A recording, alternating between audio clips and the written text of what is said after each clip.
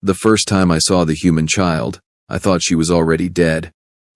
My name is Vakhtar, and I am what your species would call an exobiologist, though that term barely scratches the surface of what I do. For 3 decades, I have cataloged, studied, and analyzed over 400 sentient species across 17 galaxies. I have witnessed the birth of crystalline giants who breathe methane and sing in frequencies that shatter steel. I have documented beings made entirely of coherent light who think in mathematical equations. I have even survived an encounter with the Krell, a species so viciously efficient that they conquered 12 systems before their first young reached maturity. But nothing, and I mean absolutely nothing, prepared me for humans. Let me back up. The Galactic Council had finally extended first contact to Earth after monitoring them for roughly 200 of their years. Standard procedure. Really. We watch, we wait, we make sure they will not immediately blow themselves up or try to weaponize diplomatic shuttles. Earth passed most of the basic requirements, barely. Their tendency toward violence was, shall we say, notably above average, but they had achieved rudimentary faster-than-light communication, and they had not completely destroyed their homeworld yet, so the Council voted to proceed. I was assigned to the human delegation as part of the xenobiological assessment team. My job was simple enough. Observe the humans, document their physical capabilities, measure their psychological responses to extraterrestrial contact, and file a comprehensive report that would determine their classification level within the galactic community. It should have been routine. The human delegation arrived on Station Proxima 7 approximately 6 cycles after initial contact. 12 adults, all displaying the typical aggressive confidence I had read about in the preliminary reports. They wore matching uniforms of deep blue, and their leader, a woman named Captain Helena Voss, had the kind of steely gaze that made even the Thoraxian guards uncomfortable. Thoraxians, mind you, are 8 feet tall and have natural armor plating that can deflect plasma fire. But it was not the adults who caught my attention during that first meeting. It was the child. She could not have been more than 9 or 10 Earth years old, though I will admit human aging remains somewhat confusing to me. Small, even by human standards. Pale skin dotted with those peculiar brown spots they call freckles. Hair the color of oxidized copper, pulled back in what I later learned was called a ponytail. And eyes. Bright green eyes that seemed to absorb everything around her with an intensity that made my secondary eyelids twitch nervously. Her name was Lily Cortez. When I asked Captain Voss why a juvenile had been brought to such an important diplomatic function, the captain smiled in that predatory way humans do when they know something you do not. Lily is not just any child, Voss said, her voice carrying that peculiar Earth accent from the northern regions. She is our cultural ambassador. Kids see things differently. We figured the galaxy could use that perspective. I found this explanation inadequate, but protocol demanded I accept it.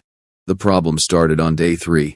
We had arranged a demonstration of physical capabilities, a standard assessment where each species showcases their natural strengths. The Thorgons, massive beings from a high-gravity world, lifted a transport vehicle weighing approximately 14 tons. The Solarians, who possessed 6 arms and reflexes faster than most species could perceive, completed an obstacle course in 4.2 seconds. Even my own people, the Zenthari, demonstrated our natural camouflage abilities and venomous defense mechanisms. The humans were scheduled to go last. Captain Voss stepped forward with 2 of her crew members, a muscular man named Marcus Wright, and a woman with the peculiar designation of Lieutenant Commander Sam Park. They performed admirably, I must admit. Their strength-to-body mass ratio was impressive, particularly for a species from a relatively moderate gravity environment. Their endurance was noteworthy, but nothing exceptional. Nothing that would elevate them beyond a Class 4 civilization. Then Lily raised her hand. "Can I try?" she asked, her voice high and clear in the vast demonstration arena. The room fell silent. All 47 representatives from 19 different species turned to stare at this tiny human child who barely reached Captain Voss's hip. "Lily," Voss said carefully, "maybe we should." "Please?" Lily interrupted, and there was something in that single word, a kind of innocent determination that made several of the more empathetic species shift uncomfortably. "I want to show them what Earth kids can do." I caught Voss exchange a glance with Wright, some unspoken communication that humans are so frustratingly good at. Finally, the captain nodded. All right, but just the basic course, okay? Nothing dangerous. The basic course consisted of a 15-meter sprint, a climbing wall approximately 8 meters high, and a balance beam suspended 2 meters off the ground. For most species, it was laughably simple. For a human child, I assumed it would be impossible. I was wrong. Lily approached the starting line with a casual confidence that set off warning signals in my analytical brain. She wore simple clothing, soft fabrics in bright colors that seemed utterly impractical for physical exertion. No protective gear, no obvious enhancements. Just a small human child and a smile that was somehow both innocent and terrifying. The timer began. She exploded forward. I have studied locomotion in hundreds of species, and I can tell you with absolute certainty that Lily Cortez should not have been able to move that fast. Her legs, those tiny appendages that looked like they might snap under pressure, pumped with a frequency and power that seemed to violate several laws of biomechanics. She covered the 15 meters in just under 3 seconds, a time that would have been respectable for an adult human, let alone a child. But it was the climbing wall that made me question everything I thought I knew about human physiology. She did not climb it. She attacked it. Her small hands found holds that I could barely see. Her feet pushed off with explosive force.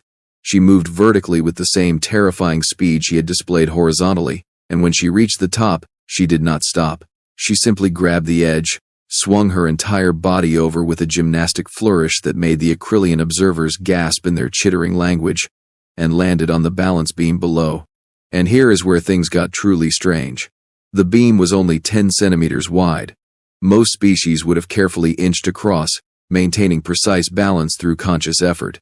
The human child actually ran across a surface that should have sent her tumbling to the mat below. She reached the end, executed a front flip that seemed to mock gravity itself, and landed in a perfect crouch. Total time, 11.7 seconds. She had beaten the Solarian record by almost 3 full seconds. The arena erupted in confused chatter. The Thoraxian ambassador, a veteran of 17 military campaigns, stood frozen with his mouth hanging open in a way that would have been comical if I had not been equally stunned. Even Captain Voss looked surprised, though she tried to hide it behind a neutral expression. Lily walked back to the human delegation, breathing slightly harder than normal but otherwise looking utterly unaffected by what she had just accomplished. How? I found myself asking before I could stop. That should not be possible for a human juvenile. Your species does not reach full physical maturity until at least 18 cycles. She should not have the muscle density, the neural development, the determination. Captain Voss finished for me, that predatory smile returning. You are right, Vokhtar. She should not be able to do that. None of our kids should. But they do anyway. I do not understand. No, Voss said quietly. You really do not. That night, I filed my preliminary report with the council, flagging the human child as an anomaly requiring further study. I expected a routine acknowledgement, and perhaps some additional observation protocols. What I got instead was an emergency session summons and a classified addendum to my assignment. Apparently, I was not the first xenobiologist to notice something unusual about human juveniles. The briefing took place in a secure chamber deep within Station Proxima 7, accessible only through 3 separate bio-lock checkpoints, and a quantum-encrypted door that required authorization from at least 4 council members. Present were Ambassador Thelnax of the Acrylian Combine, War Marshal Croton of the Thoraxian Empire, and High Counselor Yavara, a being so old and politically powerful that even speaking directly to her was considered an honor. Dr. Vokhtar, High Counselor Yavara began, her voice resonating through multiple vocal chambers in a way that made the air itself vibrate. What we are about to tell you is classified at the highest level. The information does not leave this room. Do you understand? I understand, Counselor. Good. Then let me ask you a question. In all your years studying sentient life, have you ever encountered a species that protects its young above all else? Of course, parental protection is one of the most common traits across. No. Yavara's interruption was sharp. I did not ask about parental protection. I asked about species-wide protection. Cultures where every adult, related or not, will sacrifice themselves to save a juvenile. where entire civilizations will go to war over a single threatened child. I thought about this carefully. There are species with strong communal bonds, yes, the hive mothers of Sekthar Prime, for instance, or the name one, Croton growled, his massive frame shifting forward, where the adults are physically weaker than their young. I stopped, opened my mouth, closed it again. There were no species like that. It would be evolutionary suicide. The strong protect the weak. That is how nature works. That is how it has always worked. You cannot, Yavara said softly, because no such species should exist. And yet, here we have humans.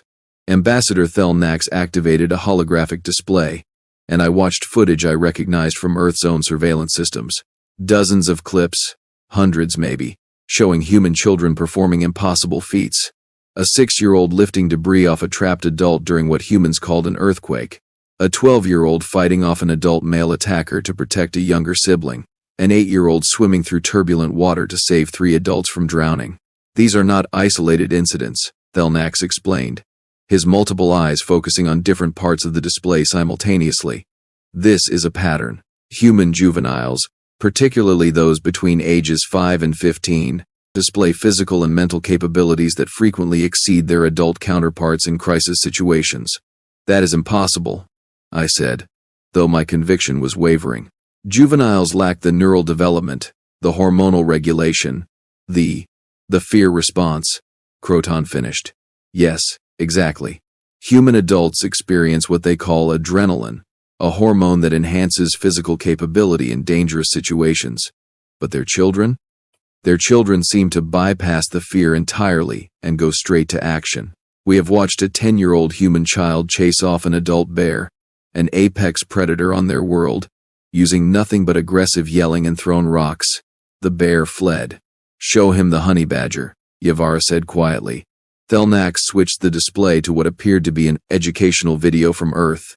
It showed a small mammal, perhaps 30 centimeters long, with distinctive black and white markings. As I watched, this creature attacked animals 5 times its size, shrugged off venomous bites that should have killed it, and refused to back down even when severely injured.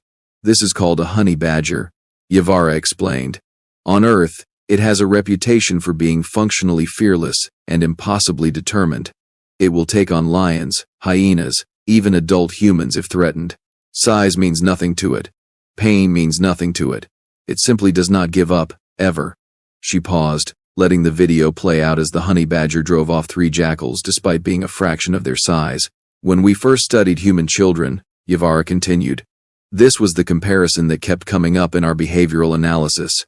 Human juveniles display the same irrational fearlessness, the same refusal to acknowledge physical limitations, the same terrifying determination as this small Earth predator.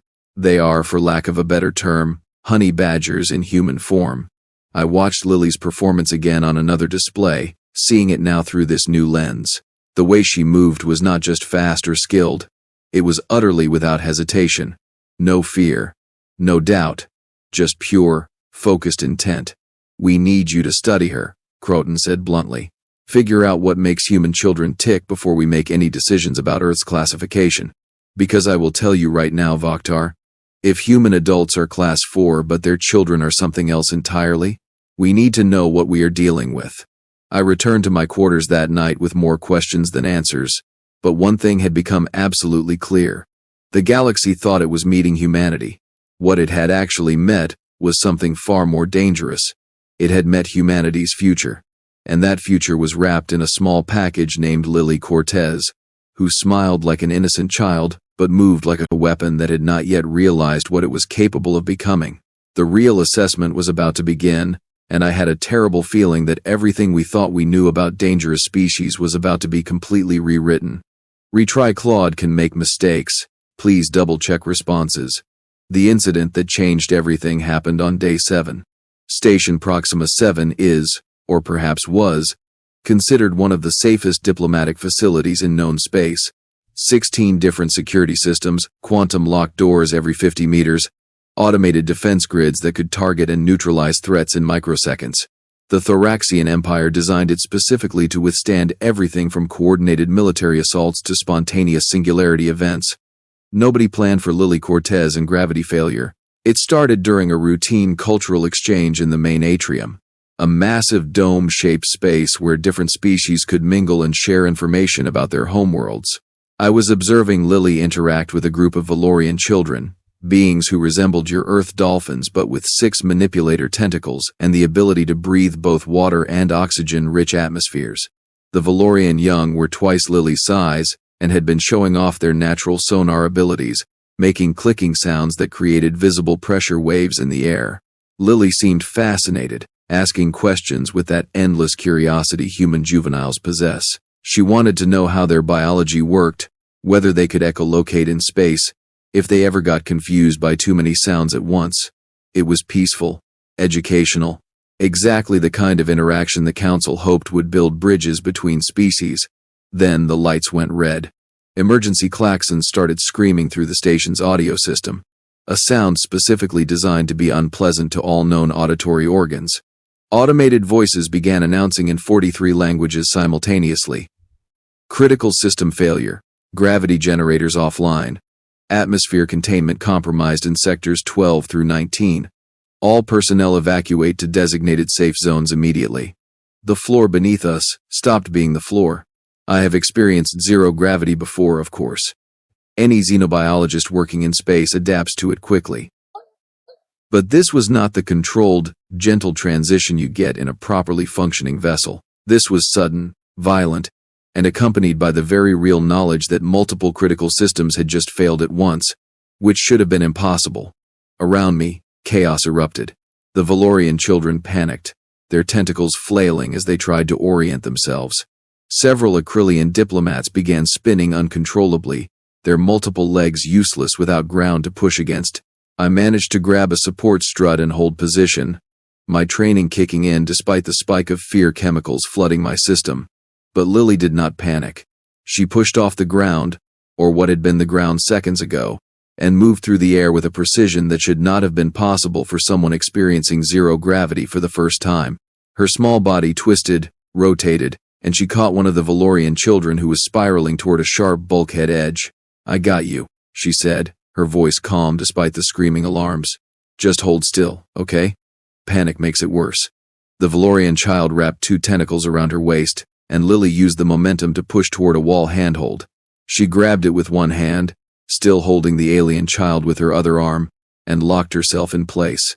Then she looked around the atrium with those green eyes, and I watched something shift in her expression. The innocent curiosity vanished, replaced by something harder, something calculating. "Dr. Vokhtar," she called out, spotting me clinging to my support strut. "The Acrylians need help. They cannot stabilize themselves. Can you reach Ambassador Thelnax?" I started to respond, but another voice cut through the chaos. Everyone remained calm. Captain Voss's voice boomed through her personal communicator, amplified and authoritative. "Human delegation, begin emergency assistance protocols. Right, secure the northern section. Park, handle environmental controls. Lily, already on it." "Captain," Lily interrupted, and she was moving again. She pushed the Valorian child toward me with perfect trajectory, then launched herself across the atrium toward a cluster of panicking Acrylians. I caught the Valorian, though the impact nearly knocked me loose from my handhold, and watched in stunned amazement as this 10-year-old human child essentially took command of a disaster scenario. She reached the Acrylians and grabbed Ambassador Thelnax's outstretched limb. "Stop spinning," she said firmly. "You are making it worse. Look at me. Focus on my face." Thelnax's multiple eyes locked onto her, and his rotation slowed. "Good. Now we are going to move together toward that emergency station. See the yellow panel? That will have handhelds and magnetic boots. On 3, okay? 1, 2, 3. They moved as a unit, and Lily got the ambassador secured to the wall within seconds. Then she turned to help his aides, moving through zero gravity like she had been born to it.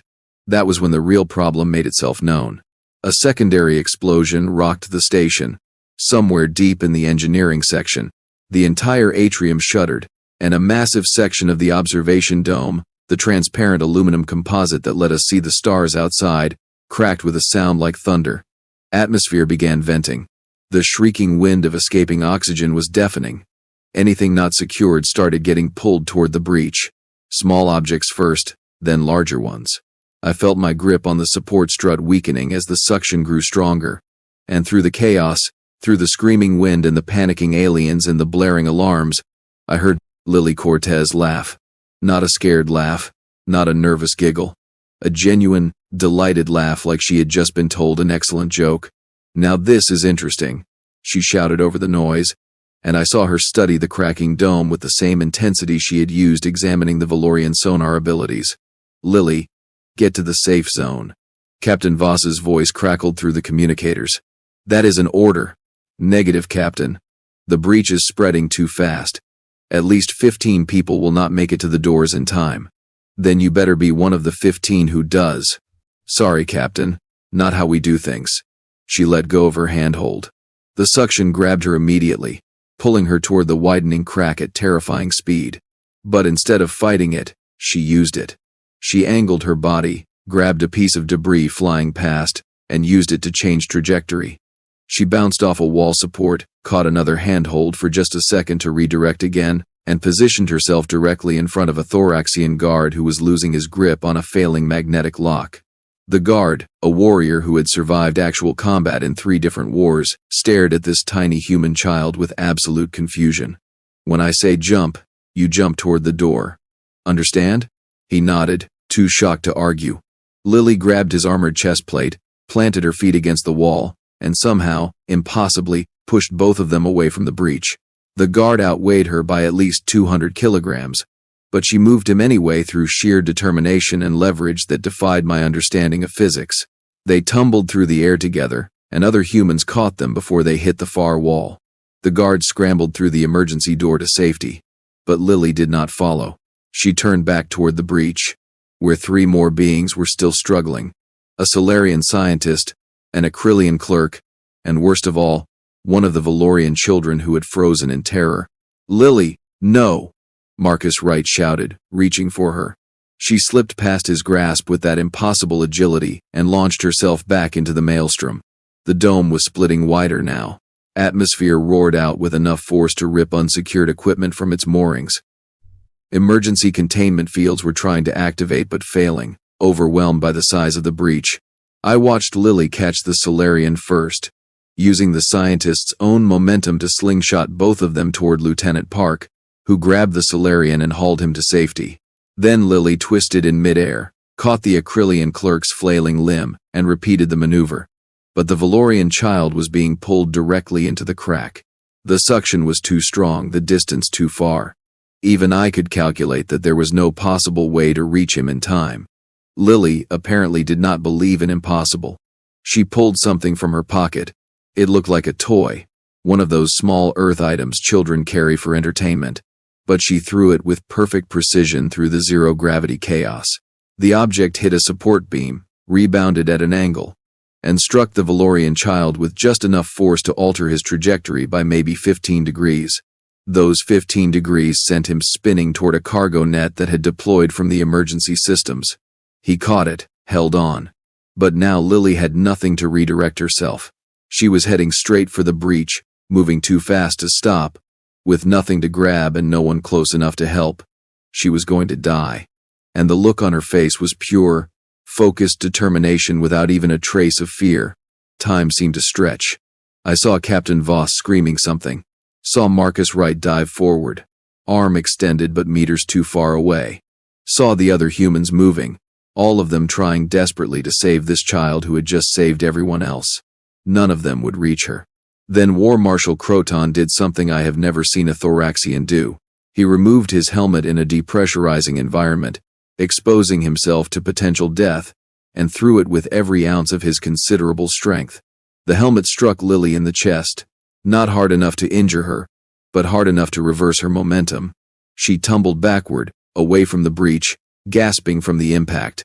Wright caught her this time.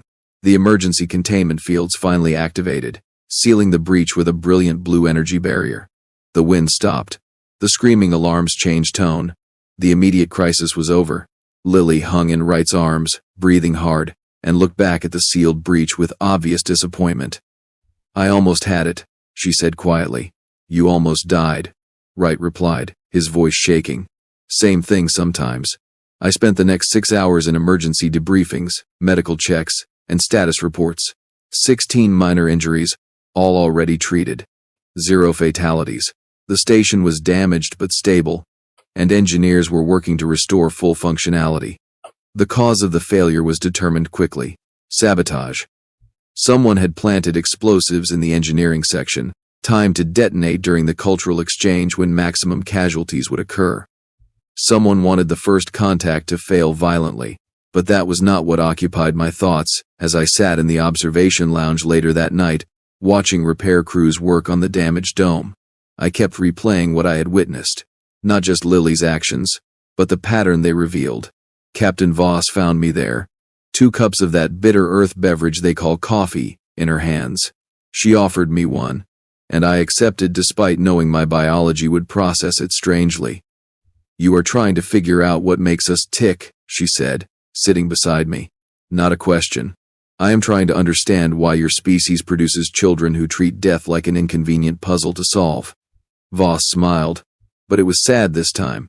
Tired. You want to know the real secret about human kids? Please. They do not know they can die. I mean, intellectually they understand the concept, but they do not really believe it applies to them. They are functionally immortal in their own minds until reality proves otherwise, and even then, most of them just get angry about it rather than scared. That is terrifying. Yes, Voss agreed. It really is. Do you know what the biggest cause of death for humans aged 5 to 14 is? I shook my head. Accidents. Because they do things they should not survive. And usually they do survive, through sheer luck and determination. But sometimes they do not. Every parent's nightmare is that moment when your kid does not come home because they thought they were invincible, and the universe finally corrected them. She took a long drink of her coffee.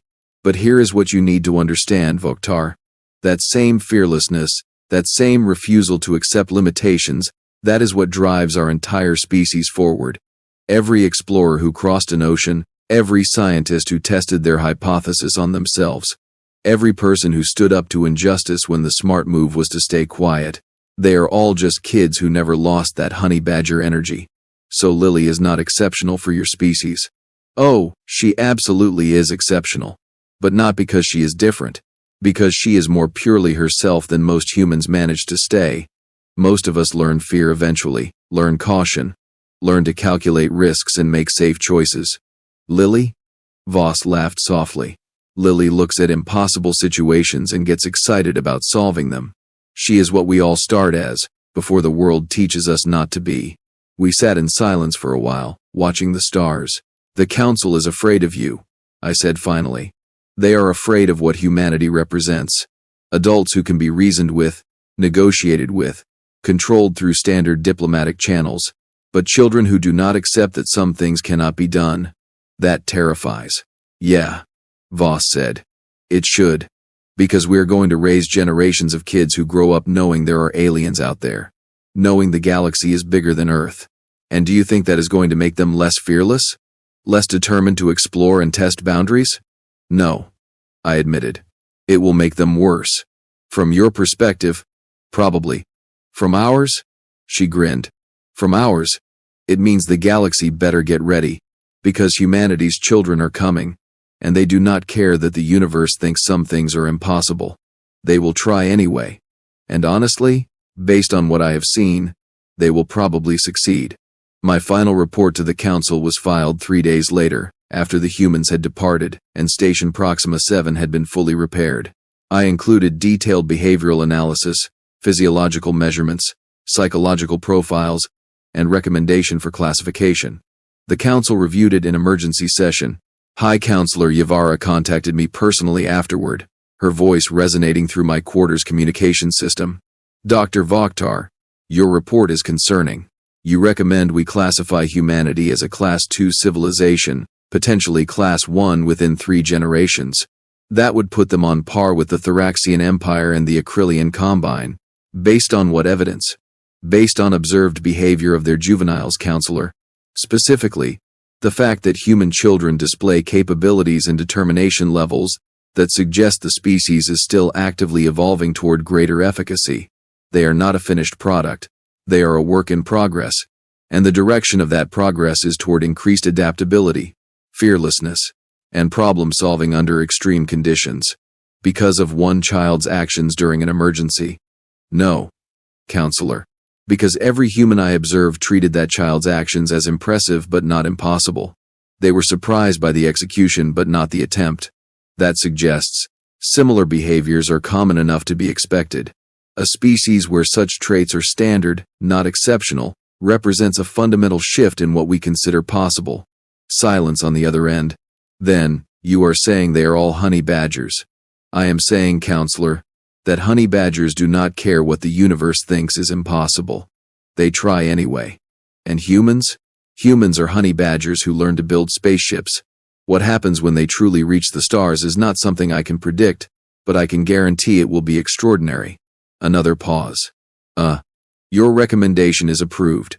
Humanity will be classified as Class 2, with permanent observer status and full diplomatic privileges. May the stars help us all. 6 months later, I received a transmission from Earth. It was Lily, sitting in what appeared to be a classroom. Other human children visible in the background. She waved at the camera with that same innocent smile that still made my secondary eyelids twitch. Hi, Dr. Vokhtar. Captain Voss told me you were the one who helped get Earth approved for the Galactic Council. Thank you. I wanted you to know that I joined something called Space Cadets. It is a program where kids learn about space exploration and alien cultures. They say if I work really hard, I might get to visit other worlds when I am older. Is not that amazing? I cannot wait to meet more aliens and learn about how they think and what makes them special. Oh, and I have been studying zero-gravity movement techniques. You know, in case there is another emergency, I want to be ready next time. Anyway, thanks again. See you in the stars. The transmission ended, and I sat staring at my display screen for a long time. Somewhere in the Thoraxian Empire, War Marshal Croton was probably having the same realization I was. The Acrylian Combine, too. Every species that had witnessed what happened on Station Proxima 7, humanity had been granted access to the galaxy. Which meant Lily, Cortez, and millions of children exactly like her would eventually spread across the stars with that same fearless determination and refusal to accept limitations. The galaxy had survived the Krell invasion. It had weathered the Solarian expansion. It had even managed the Thoraxian conquest period. But nothing, absolutely nothing in the known universe, was prepared for what was about to happen when Earth's children decided the galaxy looked interesting.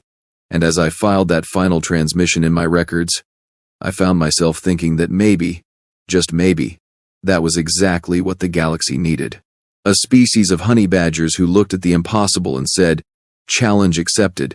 The council called her Earth's weakest. They saw the child. They missed the honey badger entirely. By the time they figured it out, it was already too late. Humanity was here, and they were just getting started.